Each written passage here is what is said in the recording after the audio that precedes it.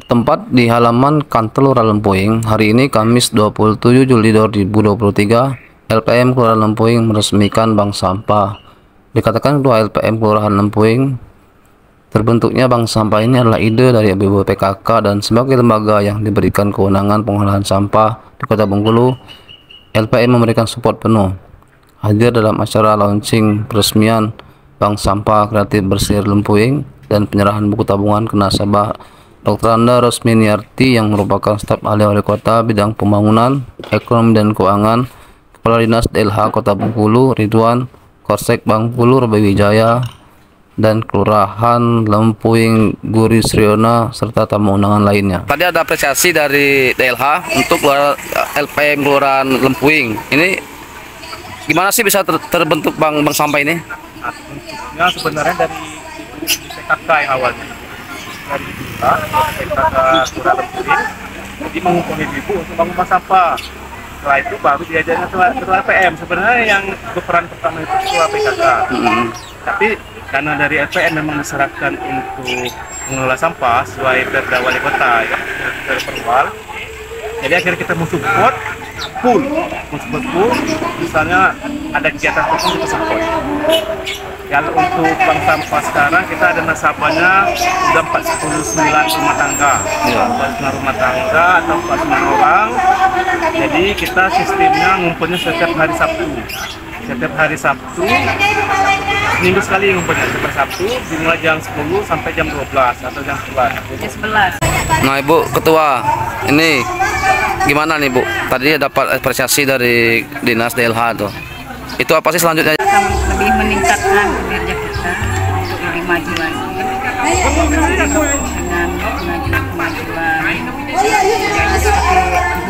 bantuan kayak motor roda 3 itu kita jemput mengantar ke barang-barang nasabah yang nggak bisa juga. Oh, artinya nanti dari bank sampah buat surat juga ke Pemkot ya. Mungkin bisa diusulkan ke LPM dan kelurahan tuh dikucurkan untuk dianggarkan udah ada 2 motor roda 3. Satunya untuk LPM, satunya untuk kelurahan. Itu kan berarti kan masih minim ya, kan 49 orang tadi, berapa kakak yang ada di Lempuing ini? 500-600 kakak. Nah, apa strategi Ibu untuk bisa semuanya ikut bank sampah ini? Dengan itu tadi, dengan support, terus dengan pengurusan kita yang lebih baik, itu kita nasabah yang nggak bisa antar, kalau memang ada sampahnya kita jemput, kita siap jemput. Walaupun dengan kendaraan minim, pakai kendaraan kita sendiri. Untuk harga apa sesuai seperti yang di pengepul? Pemasaran. Oh itu ya. Kalau memang harganya turun, kita bilang sama nasabah harganya segitu turun. Karena dengan mitra kita, setiap harga naik turun dia selalu share. Sementara itu, di tempat yang sama, usai peresmian bank sampah kreatif berseri, Kepala Dinas DLH Kota Bengkulu Ridwan menyampaikan apresiasi kepada Kelurahan Lempuing dengan adanya bank sampah ini dan semoga bisa menginspirasi kelurahan lain yang belum memiliki bank sampah. Dengan data yang ada, sudah ada 28 kelurahan yang memiliki bank sampah saat ini. Kegiatan ini Pak, kegiatan bank sampah ini oleh Lempuing, tanggapan dari kota sendiri seperti apa?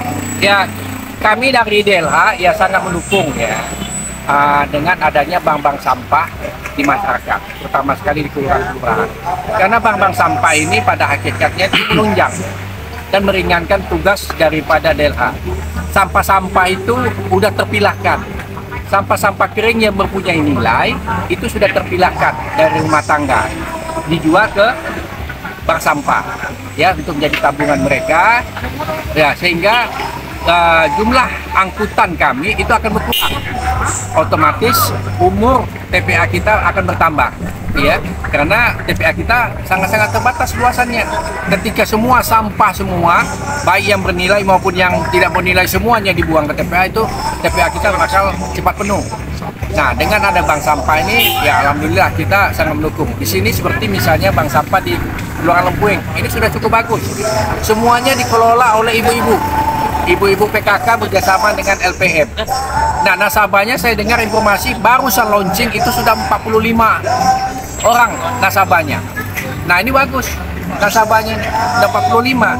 Nah, ibu-ibu yang kreatif, karena ibu-ibu ini yang telaten, yang mengumpulkan sampah dari rumah tangganya itu dibawa ke sini. Dan setiap hari Sabtu sepakatannya mulai jam 9 sampai jam 11 pagi itu sudah buka bank sampahnya. Jadi ada waktunya tertentu, cuma seminggu sekali warga mengumpulkan sampahnya, dan pada hari Sabtunya itu disetorkan ke bank sampah dan dicatat.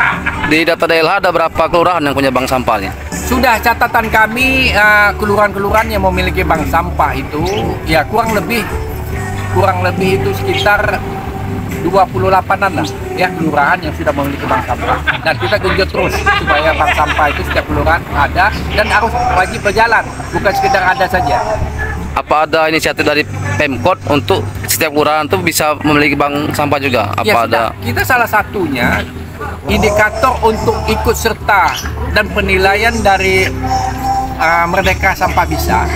Itu salah satunya indikator penilaiannya harus sampah itu dikelola. Apakah itu berbentuk bank sampah, apakah itu dibuat eco-engine atau kerajinan lainnya.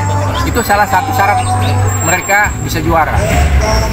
Berarti masih diterima ya yang uang 50 juta untuk dana kelurahan itu? Kalau untuk dana kelurahan itu kami silakan ya ke pihak kelurahan musyawarah dengan masyarakat kegunaannya untuk apa. Itu sudah jelas kegunaannya itu berdasarkan hasil musyawarah. Jadi apakah itu misalnya dialihkan untuk pengelolaan sampah, silakan. Apakah dia buangan infrastruktur, silakan. Nah itu hasil musyawarah masyarakat itu sendiri. Di waktu yang terpisah pada acara yang sama, Kapolsek Bang Bengkulu Robi Wijaya mengatakan siap mensupport kegiatan positif seperti ini dan pihaknya siap memberikan edukasi tentang pelaporan keuangan kepada bank sampah yang ada di Kota Bengkulu, dan nanti semoga dana CSR juga bisa dianggarkan untuk mensupport bank sampah ini. Terkait bank sampah ini Bang, seperti apa support dari Bank Bengkulu? Terima kasih. Jadi sejujurnya Bank Bengkulu itu punya visi dan misi. Salah satu visi dari Bank Bengkulu adalah ikut berperan serta dalam pembangunan daerah. Bentuk dukungan kami bisa bermacam-macam, tapi yang jelas ini untuk pertama kalinya di Kota Bengkulu ada bank sampah. Jadi kita harus support apapun itu demi menunjang sebuah program penting di dunia ini adalah mengurangi sampah. Nah, ini yang kita sebenarnya akan kita support dari Bank Bengkulu. Kita juga udah berbicara terutama masalah edukasi dengan efektivitas pengelolaan keuangan. Hal-hal lain apapun yang bersifat untuk kemasyarakatan mungkin akan kita bicarakan lebih lanjut. Tapi kita berharap bahwa program ini bisa diadop oleh kelurahan-kelurahan di Kota Bengkulu.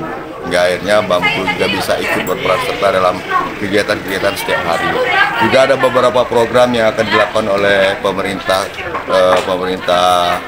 Kelurahan Lempuing yang mungkin akan kita support, Pak. Saya juga berharap semua masyarakat yang menyaksikan ini atau mendengar ini bisa ikut juga mengurangi sampah-sampah baik itu organik dan organik, dan lebih plusnya lagi ini menghasilkan uang.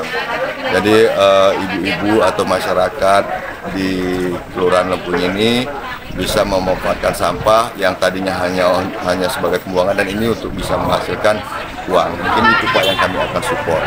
Jadi untuk bentuk kerjasama untuk Lempuing ini seperti apa Bang?